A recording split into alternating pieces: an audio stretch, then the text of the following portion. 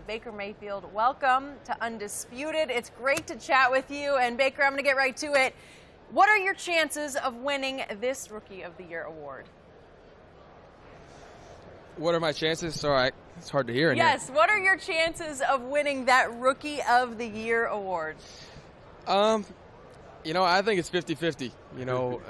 With Saquon is a good buddy of mine, so we have a little, fun back and forth about it right now. But it's just a blessing to be there in consideration for it. Just to think about where I was a year ago and to fast forward to now.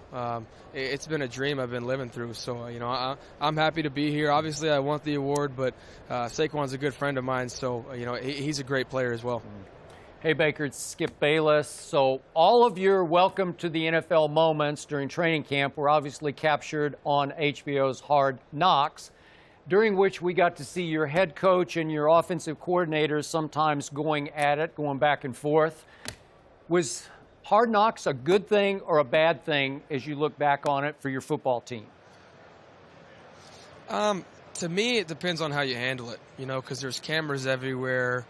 Some guys start acting different for the cameras, Yep. which is, that's how it works. But it's for some of the guys that used it to, come together and stay away from it. You had like the warning of who was mic'd up for the day, different stuff like that. It's definitely not easy to deal with, considering that's, I don't think a lot of people realize that if we brought cameras into your workspace, I don't think you'd like it very much either.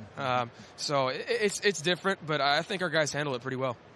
So one scene that personally really offended me, and I talked a lot about it on Undisputed, was the moment in which you were called into Hue Jackson's office to be informed, along with Drew Stanton, that you had won the backup quarterback job as the #1 overall pick.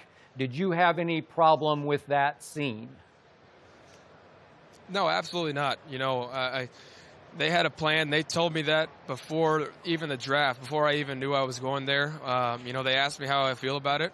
Obviously I want to play. That's who I am. I want to play, but I'm gonna do my job. I'm gonna do whatever it takes to make that team better, and just be myself. And that's what they wanted me to do. And I trusted them because they were very upfront and honest about how they wanted to handle it. And they never lied about it. So it went very smoothly, I think. Yet you seem to have some lingering issue with Coach Jackson, obviously now in Cincinnati. Did anything happen early on where you felt like he just wasn't in your camp and on your side? No, it wasn't anything like that. If you're not with us in Cleveland, you're against us. And we have division rivals, and that's how I feel about it. And if you don't like that, then you probably don't realize what type of game football is. So that's okay. Baker, as Jenny said, you had an unbelievable season. You set the rookie record for touchdown passes. How would you evaluate your play in your rookie season? And do you feel if you had started the entire season, you guys make the playoffs? No, I think everything happens for a reason. So, yeah, the easy answer to that is going back and saying, yeah. But, everything happens for a reason. I had to play the waiting game. And you know what? I'm thankful for that. I sat behind Tyrod and learned from him as well. And I'm thankful for being in that situation. I had two great veteran QBs to learn from throughout the process, through the offseason and in training camp.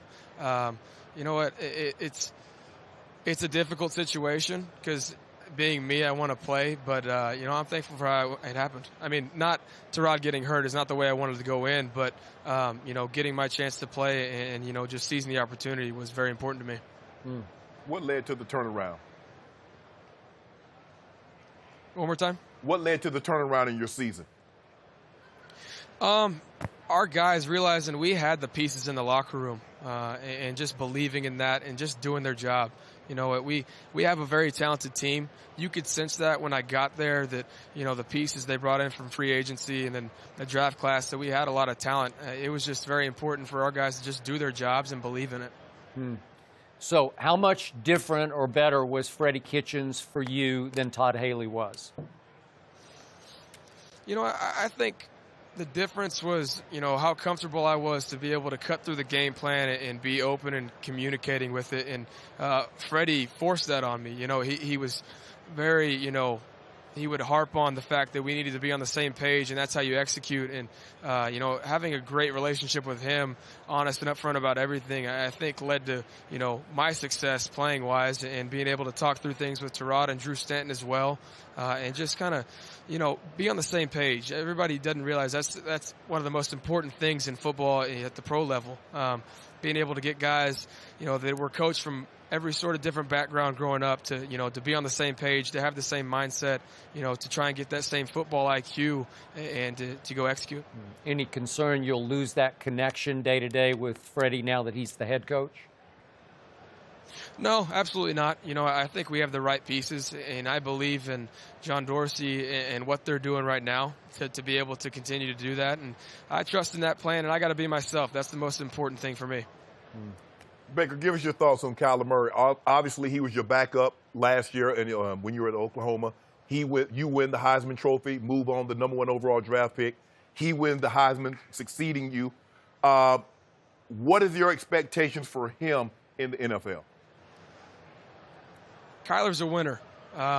You can say what you want about height. I had the same knock last year. People are going to say that about him, except for the fact that he's just a lot faster and more athletic than me. So he's a winner. He's very talented. I believe in him. From being a guy that saw him work, saw him have to wait and be patient and just go through the grind every day and be a leader in the locker room even though you're not playing. People don't realize how tough that is.